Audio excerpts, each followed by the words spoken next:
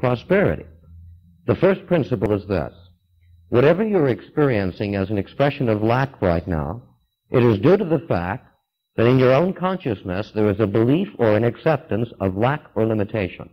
Now, I say in your own consciousness, it may be on one or two levels. It may be known by you. In other words, you may be aware that you're not expecting greater good, or you may not be aware of it, and it may be a subconscious or an unconscious believing. Now, in my experience in the last 13 years of teaching, I've found that most people have the unconscious believing rather than the conscious believing. And it stems, if we go back in time, it goes all the way back to the time when you were a child, growing up. You find that you've accepted certain ideas as reality.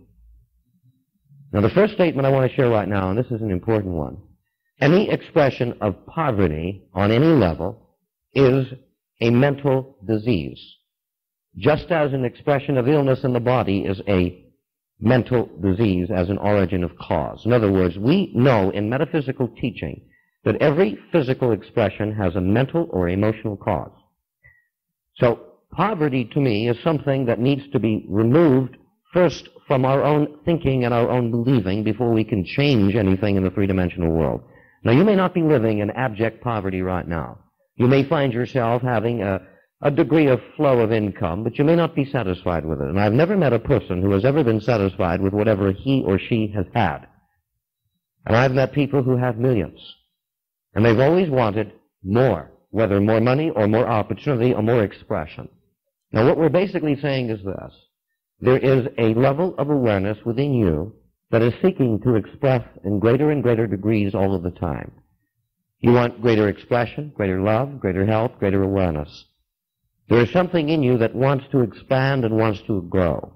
And that something in you we like to look at as the divine urge or the God mind in you wanting to express more of itself in this three-dimensional world. But one of the reasons why we're expressing limitation and lack is because we are looking at limitation and lack in our own consciousness. As an example, I'll give you some very common kind of examples that I've experienced through dealings with many people over the years. The average person gets very uncomfortable when the checkbook balance goes down. The average person gets very uncomfortable when the savings account balance goes down. In other words, when you find yourself having a responsibility of spending, you usually don't feel comfortable about it. Your conscious mind starts saying, well, what if we don't have any more? And you start feeling a sense of uncomfortableness. The average person feels uncomfortable in paying bills. Now, you don't sit down and decide to be uncomfortable. You begin to find yourself just feeling squirmish or slightly insecure about the future. Now, again, these are subconscious believings that have been programmed in from past experience. I'd like to clarify the way flow and money works. Money is nothing more than a medium of exchange. It's a symbol. A lot of us have the programming that there's some virtue in being poor. And a lot of this programming about thinking that there's something virtuous in being poor stems from faulty religious training. People have misunderstood statements that Jesus made. An example. It is easier, or it's harder for a rich man to enter the kingdom of heaven than it is for a rope or a camel, as some scriptures indicate, to go through an eye of a needle. So we begin to see that, gee, maybe there's some virtue in being poor. What is being said is that we become attached to things, we're out of balance. If you become attached to stockpiling money for no purpose except stockpiling it, you're out of balance. But money is meant to be circulated and used. It's actually a perfect idea of God's expression of good in this universe. Now, a lot of us can accept this intellectually. You may say, I accept that. But deep down inside, we have some kind of feeling that maybe perhaps we grow or we're more worthy in God's eyes to express lack and limitation. Now, this may not even be a conscious belief, but it may have been a belief that you've accepted many, many years ago. If you want to express greater flow of creative ideas, greater flow of income, the first thing you have to do is look at your own believing. And one of the things I suggest to my students to do is this. You sit down with a pad and pencil. Take an evening, or an hour or so, or a half hour, quiet evening, after you've gotten your work done. And start writing down what feelings or attitudes you have. How do I pay my bills? Do I feel uncomfortable when I write that check? See, one of the things I teach my students to do is to write blessings unlimited on every single check they write. So you get into the habit of feeling good about letting the money leave your hands. Because if you feel good inside, you're going to demonstrate something in your outer life to feel good about as well. And an increase in financial flow is produced when you feel good inside first. You see, most of us don't see this. As I mentioned earlier, we're trying to rearrange the outer circumstances. Another difficulty we have in expressing an abundant flow is that we really don't truly understand the source of our good. You see, you may receive a paycheck at the end of the week, at the end of the month, or however it's given to you. You in your own thinking process begin to think that this paycheck is the only avenue of your supply. It may appear to be the only avenue at this present time because it's the only paycheck you're receiving. But when you get into the habit of thinking in terms of, this is my only source of supply, or my only avenue of supply, you are actually telling your own inner subconscious mind, don't show me anything else. Don't give me anything else because I am believing that this is my only source of supply. You see, the major key in what I'm expressing is this. We need to learn how to think and act creatively. You can pretend your way to success and abundance in a very short period of time.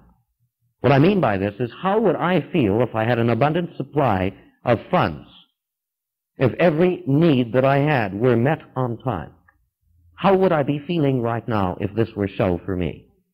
You see, the requirement for you, if you're going to unfold and mature emotionally, mentally, physically, and materially, is that you've got to begin to create those states of consciousness inside first. And if you begin to create the proper feeling by using your creative imagination, pretending that it is so, you'll begin to see your outer conditions changing very radically and very quickly. Every time you get upset because you have a lack of what you need, you're actually telling your subconscious mind, this is my reality. And what you accept at this moment as your reality now is going to be your reality tomorrow and the day after. This is why very few people on this planet, very few even in our society, have anything when they retire at 65 other than Social Security. About 5% of the world population succeed at anything. And as I said, poverty or lack is a mental disease. And the only person who overcomes this illness is you yourself, by first of all rearranging the thinking and the attitudes. Beginning to become aware, what attitudes do I have about money? Do I think that money is the root of all evil? Scripture indicates the love of money is the root of all evil, meaning that if you make money your only goal, you're out of balance. That's all it means. If you make your work your only goal, you're out of balance if you don't have rest and recreation. If you make recreation your only goal, you're out of balance. So what we're basically saying is, one of the lessons we're here to learn on this planet is to take a little bit of each and produce a balance in our own consciousness. As I said, money is a symbol of a perfect idea of expression. And money has always been used on this planet in some form. In earlier societies, of course, as you know, if you've done some study in history, they did not use money as we know it today. A man's wealth was judged perhaps by the number of cattle he had or the number of sheep. Today it would be very inconvenient for you to carry 3 sheep around to buy a pair of shoes or something like that, or to carry 2 dozen eggs around to get a taxi ride. So what we're basically saying, there is nothing wrong in having things as long as things don't have you. You see, and this is where we get caught up. The idea is to begin to look at your own attitude towards things. If you begin to know that you have the use of things and possessions and you enjoy the use of them and you're prepared to take care of the things that you have and you're a steward of those things, you don't own your car, you don't own your house. You're using the car and you're using the house. And if you feel good about using it, you'll have much more to feel good about using. But the first step is to make a radical change in our believing and in our attitudes about money and possessions. So this takes a bit of practice. Some of us have unconscious attitudes, and I see this in my everyday experience in the way people physically handle money. If you've ever watched people, someone wants to give someone something or give them some cash, they think it's a leprous disease or something in the respect that they're afraid to touch it. One of the things you ought to do is to begin to look at your money and begin to look at that statement on the money that you have, in God we trust, and change it around, in God I trust. And I say this for a very specific reason. Most of us don't have a clear understanding of what God is. And because we don't have a clear understanding of what God is, we have illness in the body, and we have illness in the mind in relation to lack of expression of financial flow. Now, if you're not expressing the abundant level of living that you'd like, I admit that it's a mental and an emotional illness, but don't feel bad about it. If you were perfect in all expressions on the planet, you'd have no need to be here. And one of your jobs is to learn how to express more of God's perfection. We can define God metaphysically as an intelligence that operates this universe and has an urge to express greater and greater creativeness through itself, and each one of us is an inlet and an outlet for God's creativeness. And if you're able to manifest an even, complete, growing, and unfolding financial flow, you're doing what God intended you to do. But you may say, Mark, why doesn't it happen automatically? Well, one of the things we're here to learn to do is how to demonstrate the qualities of God's nature. And one of the qualities of God's nature is abundance. This universe is an abundant one. If you look around you at nature, you'll see no lack and no limitation. Now, some of us have this mixed up idea that money, perhaps, as I said, is not really a good thing. I hear people say, but people kill for money. A man may pay someone $1,000 to shoot somebody or to wipe them out.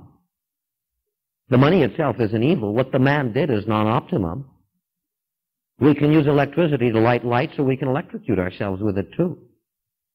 You can go out in your garden and take some mud and put it in your coffee pot and drink it and make yourself sick. The mud is of the earth. It's not evil. But the way in which you used it is non-optimum. There are people who use money in a non-optimum way. That is a symptom of their level of evolution, but it has nothing to do with the symbol itself. The symbol is good, it's beautiful, and it's an expression of God's abundance, as I'm mentioning. One of the ways to improve your own thinking about money is to begin to take the money that you have when you are holding cash and look at that statement, in God we trust, and change it around. And begin to build a consciousness within yourself by repeating to yourself, in this mind, in this God I do trust. You see, one of the reasons why we express lack and limitation is because we're not trusting in this intelligence which is in us. We're trusting in people. We're trusting in circumstances. You say to yourself, well, if this stock goes up, I'll feel better. I'll make some money. You're saying, if I do a good job in my employment, I'll get a raise. That's not necessarily so. You can do a great job, and if your boss doesn't have the consciousness of sharing, you're not going to get a raise. But if you begin to know and trust that this mind in you is the source of your good, and you begin to affirm this, and really mean it in your heart, you'll see your good increase. I have surprises every single day of my life, and I don't say this without being able to back it up. Give you an example of what I'm talking about. When I arrived at my office here today, I had a feeling that there was something in the mail. I didn't know what it was. There was some kind of special letter or something like that. And I had 5 letters. The third one I opened was a letter with a check for $50. Now, the check was written by someone I know in Southern California who just was inspired by one of our radio broadcasts down there and wrote a check for $50. I didn't say, write in and I'll send you a tape or anything else. I opened another letter and another check for $20. I got through the 5 letters. There was $100 in there. And I didn't say, please do this, but my trust is in God. And God works through people. Now you may say, Mark, but you're a teacher and people are more apt to send money to you. That may or may not be so. You can have increase in money and funds and ideas if you begin to really understand what God is. And you begin to do this by looking at your life very carefully and begin to look at all the good that you've had and start blessing it. You see, whatever you condemn multiplies. If you write a check for your phone bill and you feel awful about it, you find yourself the next month barely able to have enough to pay that bill or some other bill. Because this month you felt terrible. Your feeling nature is the acceptance within your subconscious mind, and your subconscious mind says, okay. We don't feel good when the phone bill comes in. So your subconscious mind goes about blocking creative ideas and increase for you, so that the next month you have a repetition of the pattern because you accepted it. One of the things we're here to learn to do as spiritual beings is to be non-reactive to present circumstances. And I'll admit this takes a bit of practice. But the more you put your attention on your understanding of what good is, the more you pretend that you're prosperous. How would you feel right now if every bill you had was paid for and you had hundreds of thousands of dollars flowing in every year and you knew this was coming in right now? How would you feel? You'd feel great, wouldn't you? Well, how do you get that flow going? It's very simple. But it's not so easy to practice. You start using your own creative faculty right now. Begin to feel that this is happening for you regardless of the outer conditions. Take out your good clothes that you're saving for a rainy day or for a special occasion and wear it now. People magnificently hold back their good. A lady goes out and buys a dress, or a man goes out and buys the proverbial special suit or special dress for a special occasion. And you have it in the closet there. When you're going to put something else on, you say, oh, that's my special dress for a special occasion. What you're saying to yourself is, I can't afford to have special dresses and special suits whenever I want them. Go through your closet and throw out anything or give it away or sell it that you haven't worn for the last 3 years. Get into your garage and get rid of everything that you haven't used for the last 3 to 5 years. Sell it, give it away, donate it. You see, what our consciousness is this. You have an extra tire, it's slightly worn in the garage, and you say, well, maybe someday I'll need that, I better not get rid of it. Because what happened 2 years ago, you had something in your garage, and you gave it away to a neighbor, and 2 weeks later you needed it, and you didn't have it, and you had to go out and buy another one. So you reacted to it. You said, you see, I gave that away and I needed it, I better hold on to what I have. If you hold on to what you're not using, you're going to block the flow of increase. Because your subconscious mind accepts the belief that this is all we have, and there isn't a possibility of getting any more. As you expand your consciousness of what I'm saying, you begin to find yourself knowing that whatever you need when you need it, it is provided. But you begin to practice this. How would I walk? How would I stand if I had an abundant flow? Your head would be held high, you'd feel good. You have the capacity to feel the way you want to feel, even though you've been programmed to base your feeling on outer conditions. And we all have. You say, well, when this good comes in, then I'll feel better. That is not keeping your contract with God consciousness. Your commitment to God within you is to act like that God would act right now. And I'll admit it takes practice. So we've got to look at some of the basic attitudes we have. Start writing on every check, as I suggest. Blessings unlimited. Bless it. How do you bless something? You feel good about it going out. Most of us feel terrible about it going out. The average person who goes to a church service, when the basket goes around, the plate or whatever, person cringes inside. Because the belief is, if I give this, I don't have any more. You've got to be able to feel good about using what you have before you can have an increase, and you've got to feel good about expecting more. And we build this expectation. We build it through looking at the right ideas on a consistent basis. You find yourself going into a department store and you're looking at some beautiful furniture and you're saying, I can't afford that. I better buy some of the cheap stuff. You would do better if you save up to buy one good piece than a home full of junk. And feel good about that one piece. And within a few months you'll begin to find yourself having the increase, and you don't have to know where it's coming from to buy the rest. But the first step, as I said, is to really check your consciousness, to really look. What is my attitude towards money? What is my attitude towards myself in this area? Do I think it's too late for me? A classic example of the timelessness of attracting our good is Colonel Sanders. He's since sold the business. He still appears on television. He started that business when he was in his mid-60s. 66. Became a millionaire. But the creative idea appeared in his consciousness because he was ready to accept it. God will give you greater good if you're prepared to prepare yourself as a channel for that good. And you prepare yourself for that channel by examining your own belief structure and your own ideas about financial flow. As I mentioned, do I feel that money is nice? If you don't get into the habit of feeling good about money. Another important concept that's really important that most of us we really miss. Don't deny other people their good by not allowing them to do things for you.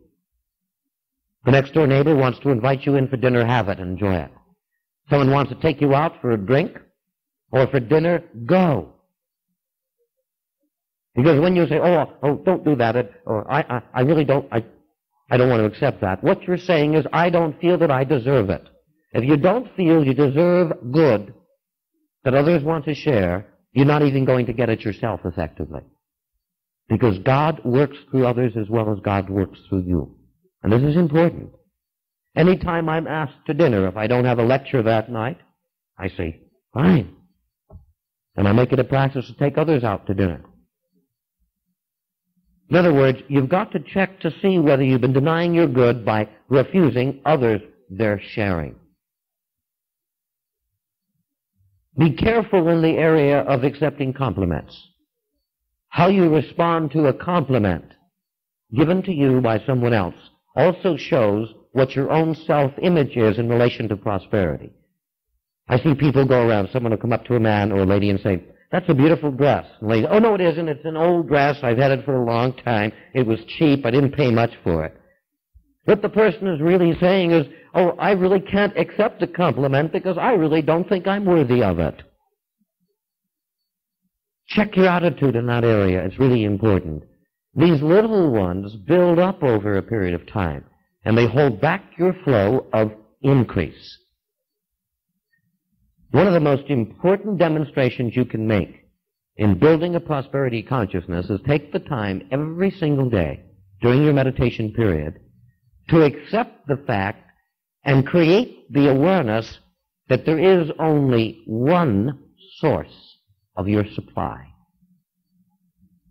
There are many avenues that source expresses through, but there is only one source.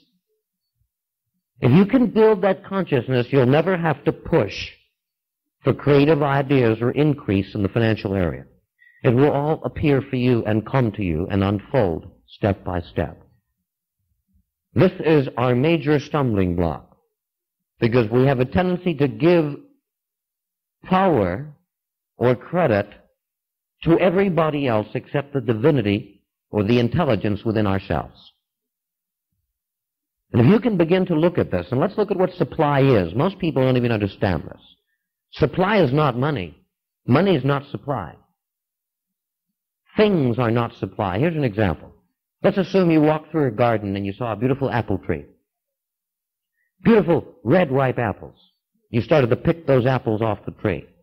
You can say that the apples are the fruit of the tree, but the apples are not the supply. The supply is the intelligence within the tree, because the supply can never be exhausted. After you've picked those apples, as the season continues, more apples will grow on that tree. The tree is not the supply either. The life within the tree is the supply. If you chop that tree down, that life will express through another apple tree somewhere else. That life, that intelligence expressing as the tree is God, that is supply. The intelligence within you, that part of you that expresses as upliftment, as confidence, is supply, which is God. And God wants to express itself as supply through you in greater and greater degrees, but you have a responsibility. Your responsibility is to let that supply flow. But if your mind is dammed up with non-optimum, non-beneficial attitudes about money, or if your mind is filled with feelings of lack, and your emotions are attached to feelings of lack and limitation, you are blocking the supply. And this is why I look at poverty or lack, and there are different stages of poverty, as nothing more than a mental, emotional dis-ease, lack of ease. Lack of ease of flow of supply manifests as poverty. But it has to begin in consciousness. Do you feel that you're worthy of abundance? I meet people who have this dichotomous attitude. They want increase, but they don't feel worthy of it. They say, well, my grandmother never did well, my grandfather never did well, my father never did well. Why should I do well? If your grandfather didn't do well, that was his problem. If you're not doing well, it is your problem. But you can change it. But it takes building what I call a prosperity consciousness. It takes getting into depthful meditation and cleansing and clearing out those false beliefs and putting in the truth. We've put in the untruth knowingly and unknowingly long enough. One of the ways of beginning to build the right attitude towards your good is to start associating in your mind with every conceivable idea of prosperity, whatever it represents to you. Even if you look through a catalog of fine clothes and fine homes, or go to a department store, get the feel of the material, touch it. I've had students manifest new cars, new homes, new love relationships, and all of these are related to prosperity. Very simply by going out and getting the feel of the condition first. You can go to a Rolls-Royce dealer tomorrow. You can walk in there in a pair of tattered jeans and they won't refuse you a test drive. You smell the upholstery. Feel it. Then you go home and you see yourself in the car that you want. You may not want a Rolls-Royce. You may have a limited consciousness and say, well, I think I'll settle for a Volkswagen because I really don't deserve the other. That's okay. What I'm basically sharing with you is that it's important for you to start doing something in the three-dimensional world that gives an indication that you're expecting your good to come in. You see, your conscious mind up here does not know how it's going to come in. You don't have to know.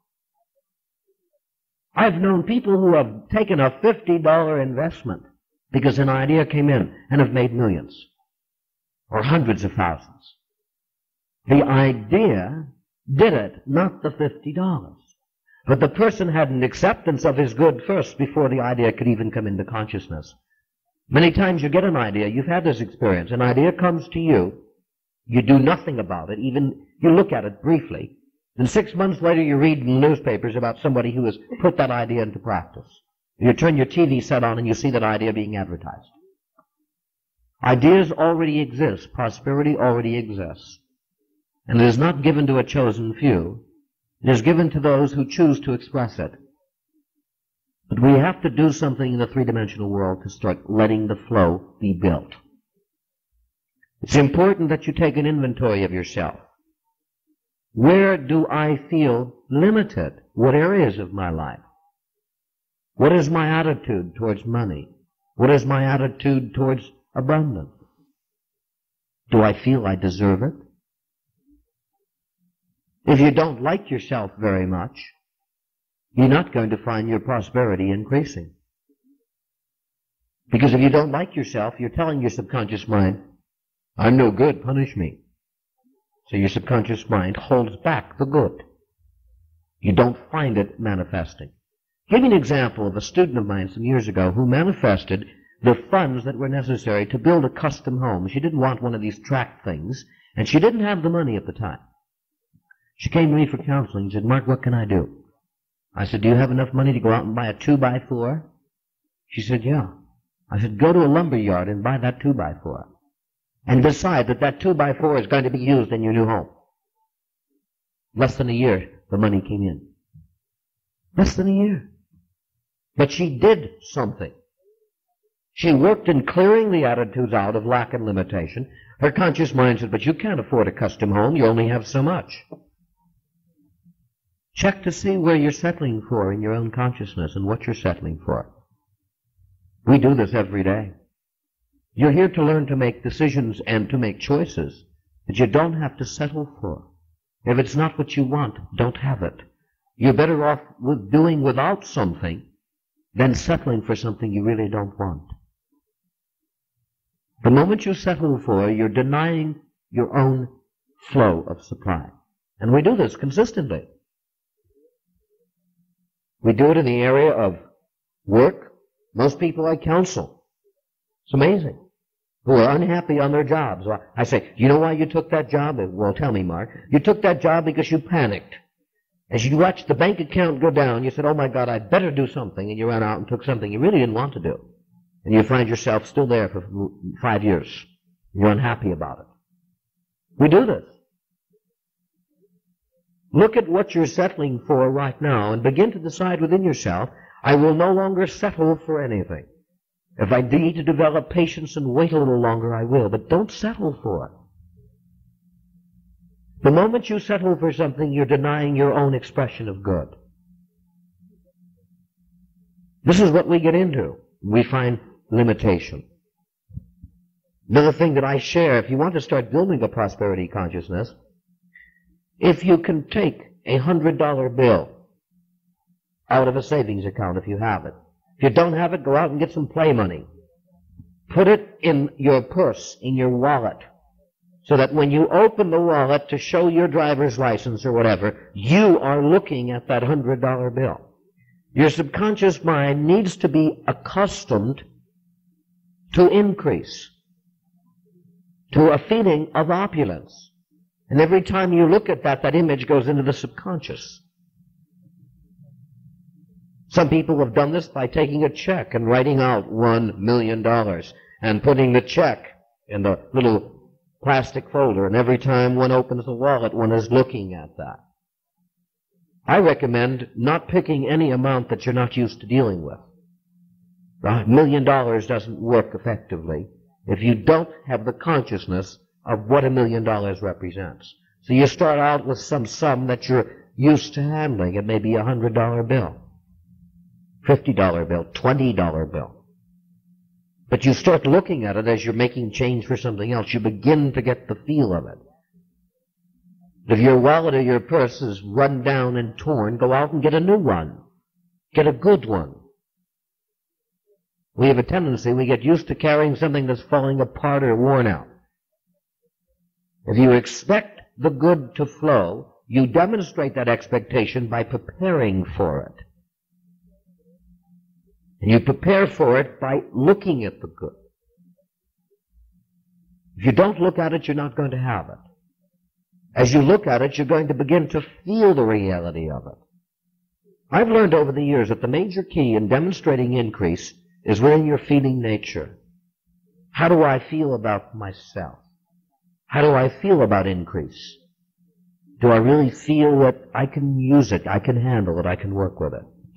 You know, it's a strange thing. Almost every person I've ever met at any lecture meeting, when I've asked the question, say, how many of you would like to have a physical healing? The hands go up.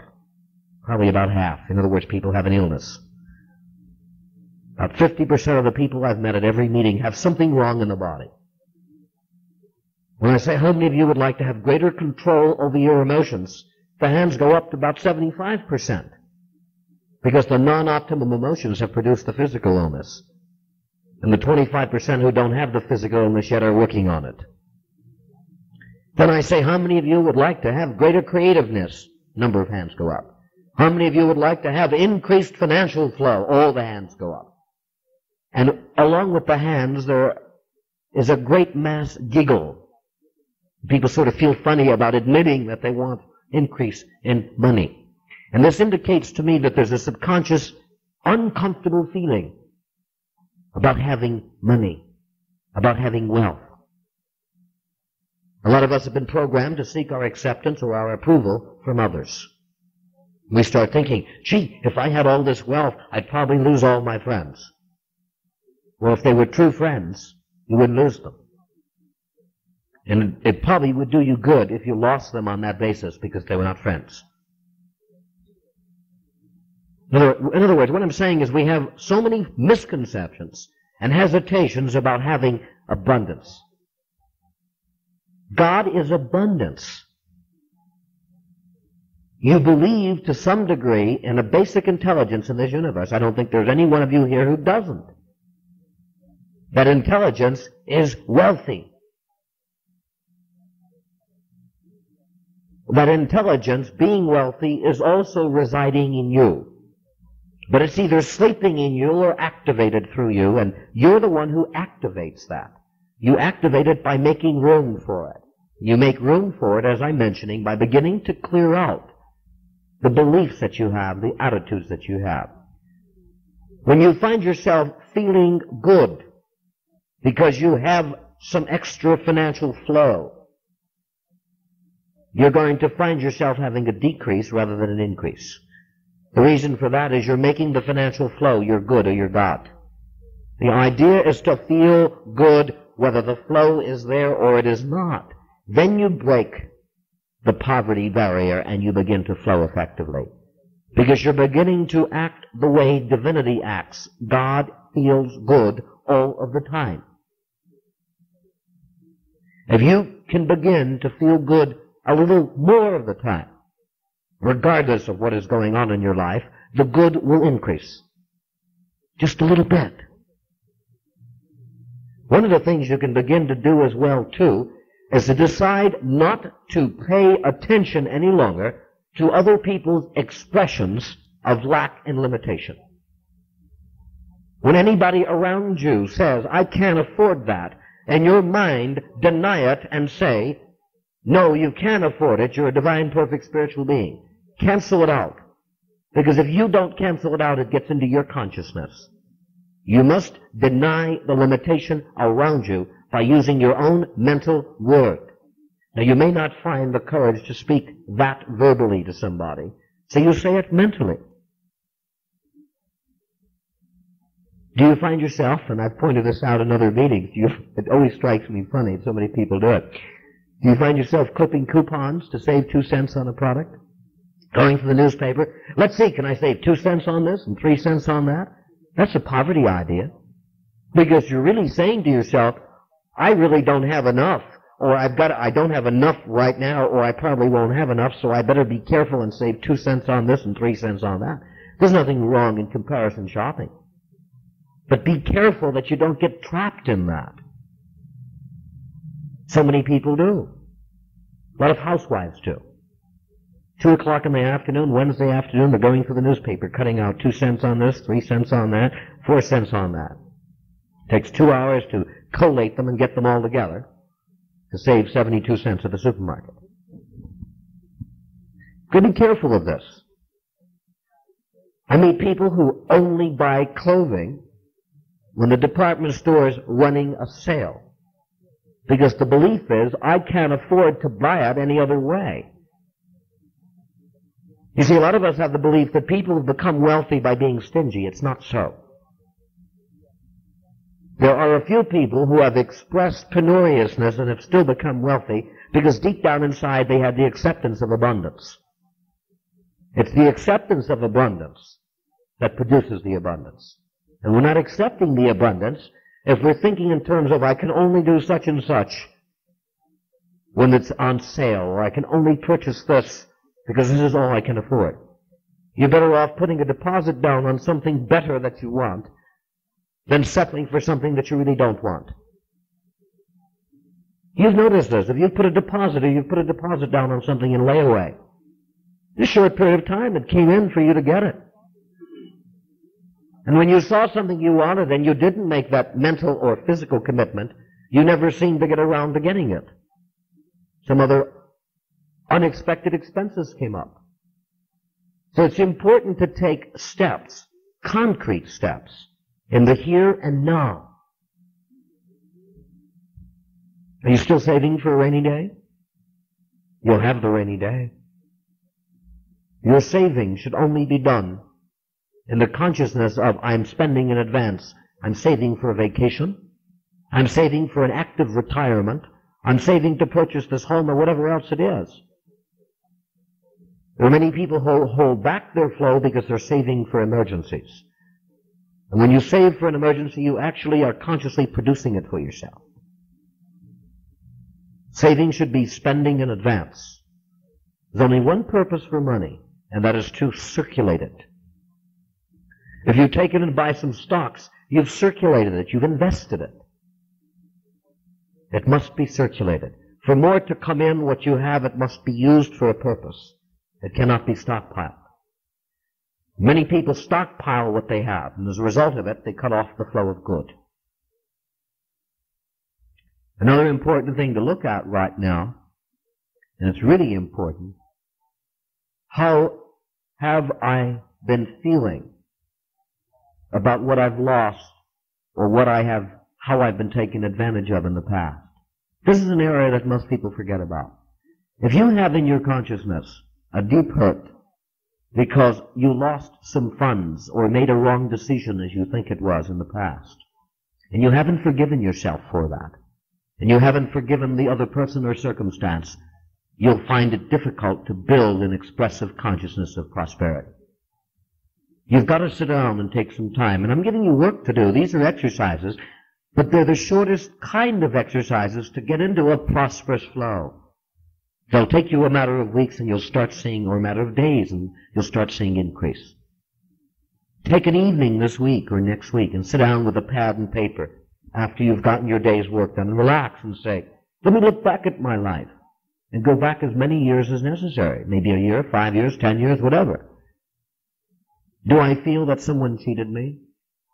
Do I feel that I made a wrong decision and lost something? Do I feel disappointed about that? Do I feel uneasy? If you do, then admit it, I have been feeling this way. And get into a quiet meditative state and say to yourself, I admit that I have been feeling this way. I now consciously release this feeling. I'm not bound by it anymore. I bless it and I release it.